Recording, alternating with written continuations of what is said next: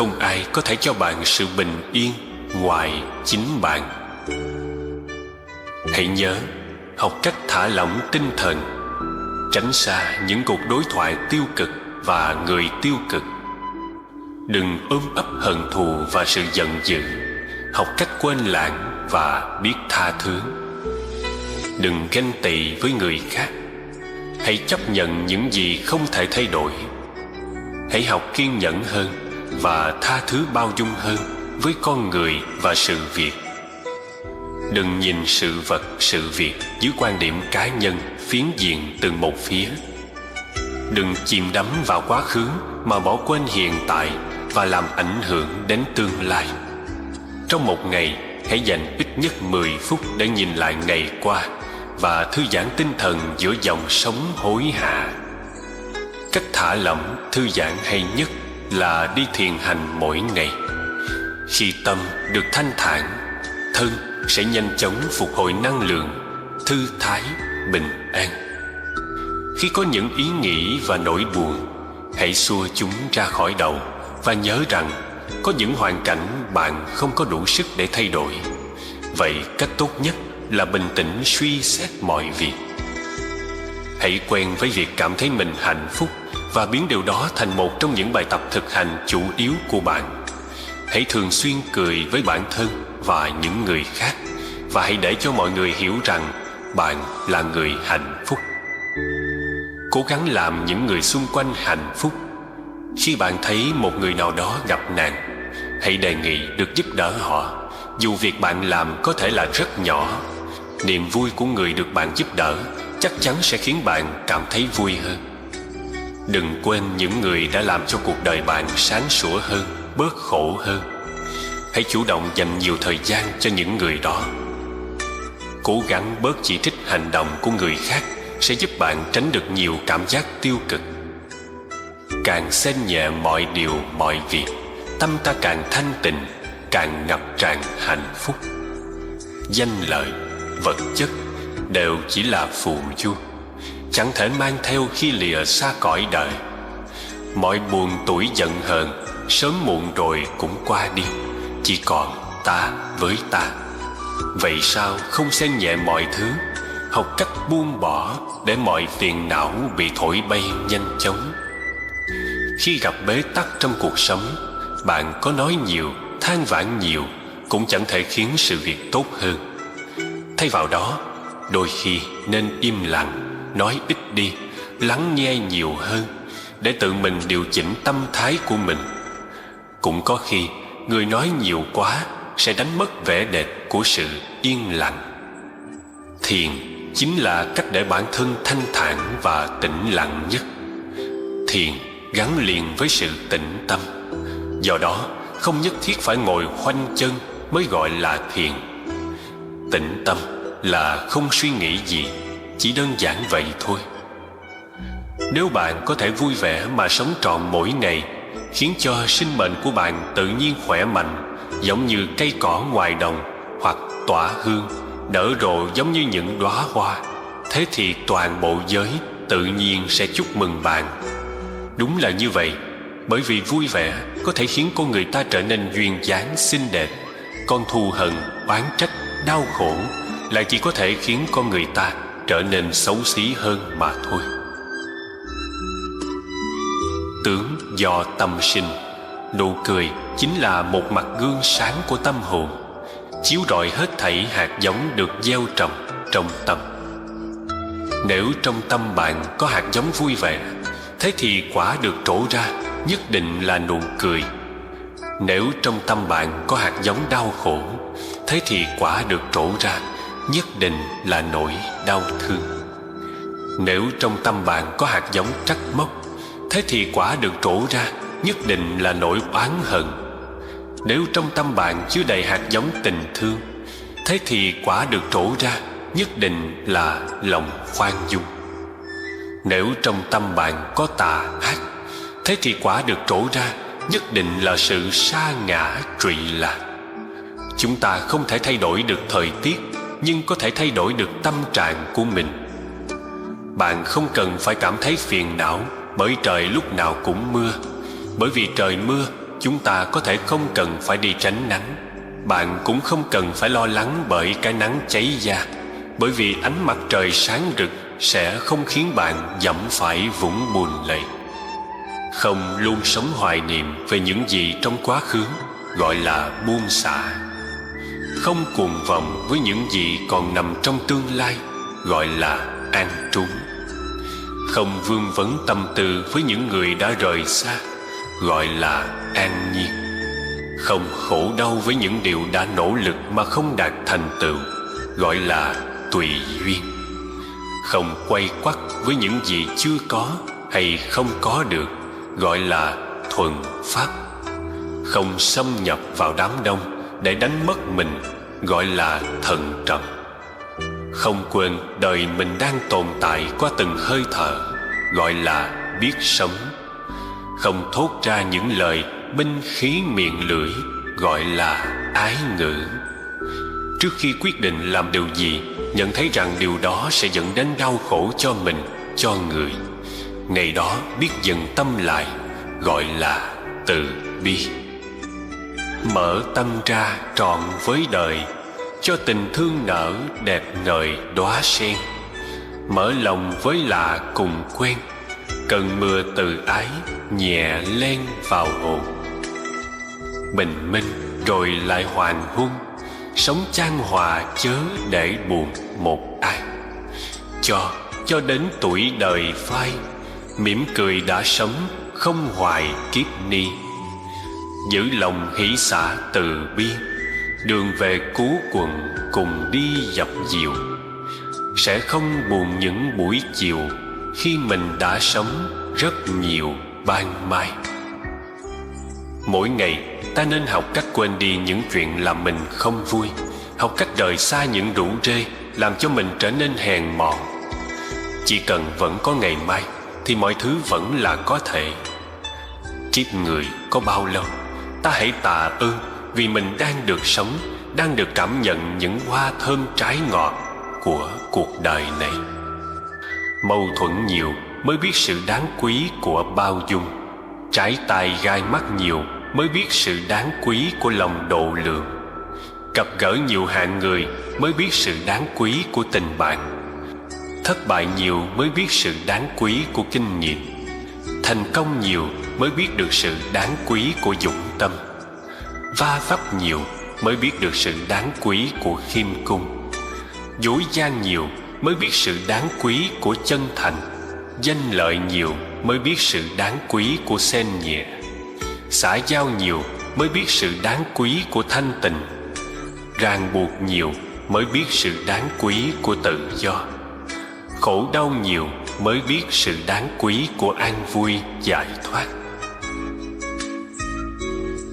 Tự tri mới gọi biết mình, vong nguyên mới gọi hữu tình đắm say. Trót màn lấy mảnh hình hài, đời là rứa đó đắng cay làm gì. Buồn nhiều sự chẳng khác chi, lo nhiều đánh mất lưu ly hiện tiền. Những nỗi khổ cần nhìn thấu để vượt qua. 1. Không nhìn thấu chính mình. Không nhìn thấy được bản thân mình lạc trong vòng luẩn quẩn, không thấy vết thương của mình sau mỗi lần tranh đấu, không nhìn thấy nơi yên tĩnh ở phía sau sự náo nhiệt vô vị, chính là những nỗi khổ lớn của đời người. Người ta cứ tưởng bản thân mình hiểu mình rõ nhất, thực ra là hoàn toàn trái lại. Nhìn thấu phần sâu thẳm nhất của tâm hồn mình vốn là điều khó khăn nhất. Trong những bão giông cuộc đời, có nhiều điều khiến bạn không thể nhìn thấy hoàn cảnh của chính mình, không nhìn thấy được bản thân đang lạc vào một vòng luẩn quẩn, không thấy vết thương sau mỗi lần tranh đấu, không thấy nơi yên bình phía sau sự phồn hoa tấp nập. Bạn cũng không thể nhìn thấy đường về sau cả một kiếp nhân sinh mỏi mòn mệt mỏi, không thấy được niềm vui sau những nỗi buồn, không thấy được tấm chân tình giữa biển người xa lạ bao la. 2. Không vượt qua thất bại. Thất bại là chuyện thường tình. Có mấy ai trong đời chưa từng thất bại? Nhưng nếu thất bại mà lại gục ngã, không thể đứng dậy được, thì phần đời còn lại có lẽ chỉ là những lời than trách mà thôi. Những người thành đạt nhất thường chính là những người vấp ngã nhiều nhất. Điều quan trọng là bạn biết cách đứng dậy sau vấp ngã. Đừng cứ nằm mãi ở nơi đó than thân trách phận. Bạn đang đợi ai đến giang tay cứu giúp đây? Cuộc đời bạn là do chính bạn quyết định. Đi con đường nào cũng là do chính bạn chọn. Nếu không biết đứng dậy sau khi vấp ngã, thì cũng đừng hy vọng biết cho tốt quãng đời phía trước vốn đầy hứa hẹn. 3. Không biết buông bỏ. Không buông bỏ được những người và sự việc đã đi xa, không vứt bỏ được những mặc cảm về tội lỗi trong quá khứ, cũng giống như mang theo tảng đá khi đi đường dài vạn dặm vậy. Thật khổ, thật mệt. Buông bỏ ở đây không chỉ là buông bỏ vật chất, bạc tiền, mà còn là buông bỏ cái tâm sầu não, phiền muộn. Nếu bạn không thể buông bỏ được chúng, những loại nghi tâm ấy dần dần sẽ đầu độc tâm hồn bạn, khiến bạn chẳng có ngày nào yên bình.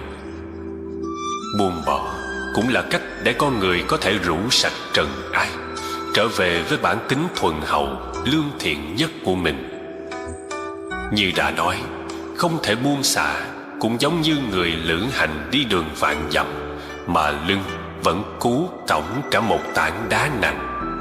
Làm sao bạn có thể đi đến đích cuộc đời nếu cứ chấp nhất, cứ đem những gánh nặng, những ràng buộc kia?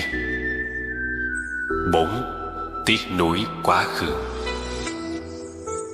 Nếu cứ mãi miết sống trong những tiếc nuối, luyến tiếc sự ưu việt của bản thân trong quá khứ, luyến tiếc những sự việc không tới nơi tới chốn đã từng làm, luyến tiếc những hư vinh, những tiếng vỗ tay đắc thắng, thì cả đời ta sẽ dằn vặt không yên. Người ta rất dễ bị quá khứ đeo đuổi, nhất là khi nhìn lại những ngày tươi đẹp từng có. Ta luyến tiếc kỷ niệm, dù kỷ niệm chỉ còn như sương khói, luyến tiếc những điều chưa thể làm, dù chẳng còn cơ hội. Ta luyến tiếc danh tiếng, những tiếng vỗ tay đắc thắng, dù tất cả chỉ là hư vinh. Sống trong luyến tiếc, cả đời sẽ không yên. Ngày hôm qua chỉ là một cơn mưa, mưa mãi rồi cũng tạnh. Còn luyến lưu quá khứ nghĩa là còn sống một ngày day dứt.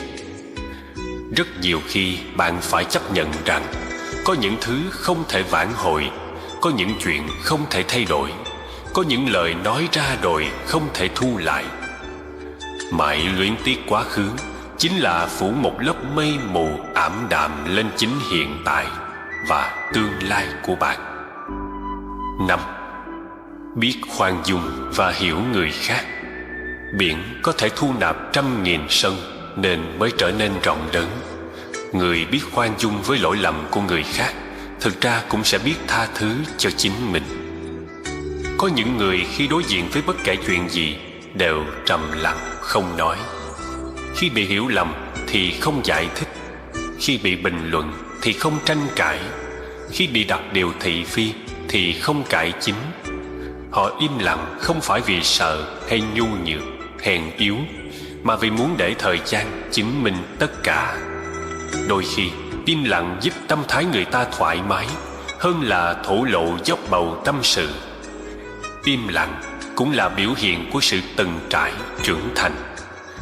Đau rồi thì hãy cố gắng nhẫn chịu một chút, mệt mỏi rồi thì nên im lặng nghỉ ngơi. Con người ta trưởng thành qua thời gian. Khi đối diện với hiện thực phũ phàng của thế giới, của xã hội, người trưởng thành sẽ nhiệt tình, kiên cường, luôn trân trọng từng phút giây của cuộc sống. Họ biết trân quý giá trị của sinh mệnh, biết rằng được sinh ra trên cõi đời này là điều đáng trân quý biết nhường nào. Để không uổng công đến đây một đời, hãy làm việc thiện và yêu thích những gì lành thiện, vì điều thiện luôn mang lại hạnh phúc cho chính bạn và cho tha nhân. Con người thông thường khi sắp chạm tới hạnh phúc thì hân hoan phấn khởi, nhưng đạt được rồi thì lại lo lắng bất an. Cuộc đời không có gì là tuyệt đối, mà luôn có sự bù trừ. Nếu bạn có được càng nhiều thì trách nhiệm kèm theo sẽ càng lớn. Đời người như mặt trời, có lúc rất sáng, đôi khi lại tối đen. Đời người không dài không ngắn, đáng trân trọng thì nên giữ gìn, cần bỏ đi thì hãy buông tay. Có một số người ta quên không được là do không nợ. Một số khác ta nhất định phải quên đi vì không đáng nhớ. Đừng quá tin tưởng vào mắt mình, vì có khi những gì bạn nhìn thấy là những điều đang mong muốn, còn những thứ không thích đã bị bạn lướt qua. Bất luận hôm nay gặp bao nhiêu khó khăn, bạn hãy cứ vững tin rằng chỉ có hôm qua là không thể trở lại, còn ngày mai chắc chắn sẽ đến. Hãy sống cho tròn vẹn kiếp người, vui buồn thành bại cũng qua thôi. Xuân xôn xao lá chờ thu rụng, sống để thương cùng, sống thảnh thơi. Tâm ta bị nặng xuống và khổ đau tìm tới với ta, thường là vì ta thấy ai cũng xấu, cũng đáng nghi. Nhưng ta quên đi một điều hết sức quan trọng trong đời sống, rằng ta nghĩ xấu cho ai là tâm ta xấu trước, ta nghĩ tốt cho ai là tâm ta tốt trước.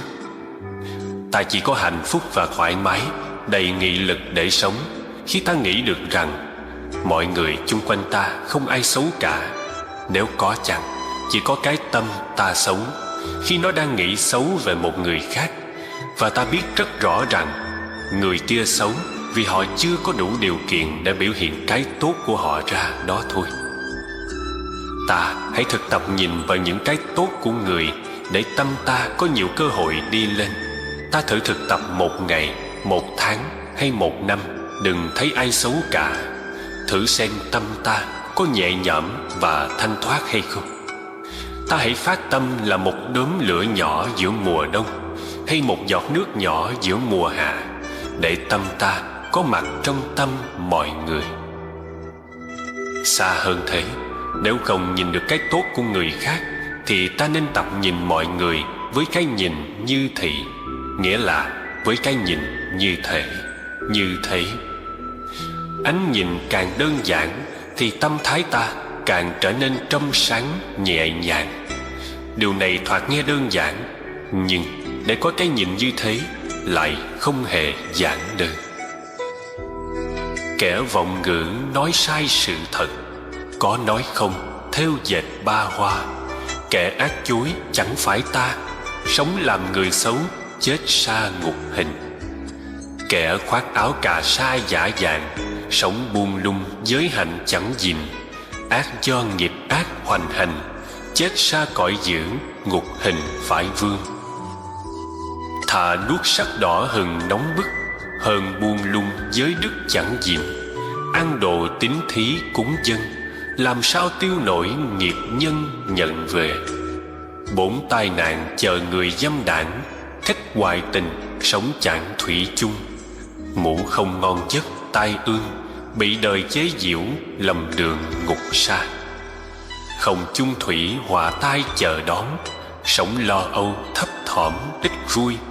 Vướng vòng luật pháp tiêu đời, một chồng một vợ rạng ngời phước duyên.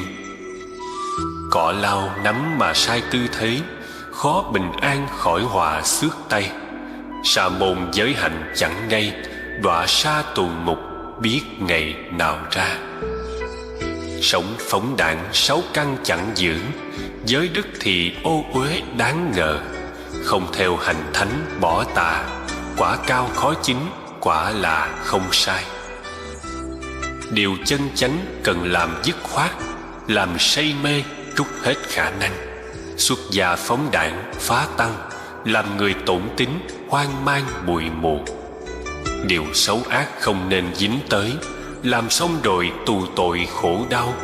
Nhân lành nỗ lực trồng sâu, tâm không tiếc nuối chẳng bao giờ phiền. Như thành lũy trong ngoài canh giữ, phòng hộ thân chớ có buông lung. Đời không tu tập trầm luân, đọa sa vì nỗi lầm đường trần chuyên. Việc không thẹn thì luôn trây rứt, đúng lương tâm lại bực là sao? Sống theo tà kiến khổ đau, đọa xa cõi xấu, ngập đầu trầm luân. Không đáng sợ thì luôn lo lắng, đáng sợ thì chẳng hoảng là sao? Sống theo tà kiến khổ đau, đọa xa cõi xấu, ngập đầu trầm luân. Không có lỗi thì luôn buộc tội, có tội mà thoát khỏi là sao? Sống theo tà kiến khổ đau, đọa xa cõi xấu, ngập đầu trầm luân. Người có lỗi thì cho có lỗi, không tội thì phải nói là không. Nói theo chánh kiến thông dong, chết sanh thiên giới, con đường an vui. Người dễ dãi sống đời phóng dật, như dây leo ái dục tăng nhanh. Đời này kiếp khác truyền cành, như vườn luyến thoáng tham ăn quả rình. Người nào sống trong vòng ba cõi, bị lòng tham khát ái buộc tràn, khổ sầu bất hạnh gia tăng, như trời mưa cỏ tràn lan ruộng vườn. Người nào sống trong vòng ba cõi, chuyển hóa sông tham ái buộc tràn, khổ đau sầu não tiêu tan, cũng như giọt nước lá sen lo gì. Này đệ tử, Như Lai chỉ dạy, nhổ cội căn tham ái buộc đàn, phá tan quy lực ma quân, như dòng nước lũ ngập tràn bụi lau. Như cây đốn gốc còn lại sống, sẽ đâm chồi mọc vững như xưa. Ái tùy miên khó giả từ, khổ đau già chết dây dưa nhiều đời. Ba sáu ái như dòng thác chảy, cuốn người theo khả ái vấn vương. Các nguồn tư tưởng ái thương, cuốn người tà kiến vào đường trầm luân. Dòng ái dục chảy quanh khắp chốn, như dây leo đeo bám thân cây, dùng gươm trí tuệ diệt ngay. Dây leo tham ái tại đây bây giờ. Bị ám ảnh niềm vui ái dục, mong bình an chẳng được vào đâu. Không còn tham ái đuôi đầu, sanh già kết thúc khổ đau không còn. Người bị vướng niềm vui ái dục, sống vẫy vùng hoảng hốt buộc tràn, cũng như thỏ bị lưới giăng, chúng sanh đau khổ trầm luân lâu dài. Người bị vướng niềm vui tham ái, như thỏ xa lưới bẫy vẫy vùng. Người tu rũ bỏ sầu vương, vượt qua tham ái thoát đường tử sanh. Lìa rừng dục vướng vào rừng ái, thoát được rừng lại chạy theo rừng. Những người như vậy sầu vương, cởi dây trói lại buộc ràng khó buông. Xiềng bằng sắt dây mây cũng đứt, người dính vào tham dục khó buông. Của tiền con cái vợ chồng, như xiềng xích chặt khó lòng thoát ra. Xích tham ái thật bền khó chặt, ghi lúng người sắc dục trầm luân. Chỉ nhân cắt bỏ buộc ràng, giả từ dục lạc không màng thông dong. Người đắm dục tự lao dòng khổ, như nhện văng bắt bớ con mồi. Chỉ nhân bỏ ái an vui, không còn đau khổ giữa đời trầm luân. Buông quá khứ, tương lai, hiện tại, trí cao siêu chẳng ngại thông dong. Đến bờ kia sống ngược dòng, không còn vướng kẹt trong vòng tử sanh. Người bị ý tà sai kích thích, ái tham tăng, mê típ dục trần, trói mình trong chốn trầm luân, vẫy vùng khó thoát khỏi vòng khổ đau. Thường tỉnh giác quán thân bất tịnh, dẹp ý tà an định thân tâm. Diệt tan ma ái buộc tràn, sống trong tự tại tinh thần lạc an. Đích cứu cánh đạt rồi hết sợ, lìa ái tham ô uế não phiền. Nhổ tên sanh tử hiểm nạn, đây là thân chót trầm luân không còn. Lìa ái thủ, đây là thân chót, khéo biện tài từ nghĩa trước sau. Giảng rành chánh pháp nhiệm màu, xứng danh bậc trí rộng sâu trên đời. Ta điều phục lầu thông các pháp, không nhiễm ô ái diệt xả buông. Lậu hoặc tan trí tỏ tường, không thầy ta ngộ con đường cao siêu. Tặng Phật Pháp vượt xa bố thí, lý chánh chân hơn vị ngọt ngon. Niềm vui pháp hỷ tuyệt trần, dứt tham ái khổ trầm luân tạ từ. Vật sở hữu hại người vô trí, không tìm về hương vị bờ kia. Kẻ ngu đắm của vì si, mình người bị hại khó lìa khổ đau. Cỏ phủ kín làm vườn hư hại, tánh tham lam phá hoại tấm thân. Cúng dường cho bậc vô tham, thiện nhân sẽ trổ quả lành lớn hơn. Cỏ phủ kín làm vườn hư hại, tâm hờn sân phá hoại tấm thân. Cúng dường cho bậc vô sân, thiện nhân sẽ trổ quả lành lớn hơn. Cỏ phủ kín làm vườn hư hại, tâm si mê phá hoại tấm thân. Cúng dường cho bậc tuệ quan, thiện nhân sẽ trổ quả lành lớn hơn. Cỏ phủ kín làm vườn hư hại, tâm dục tham phá hoại tấm thân.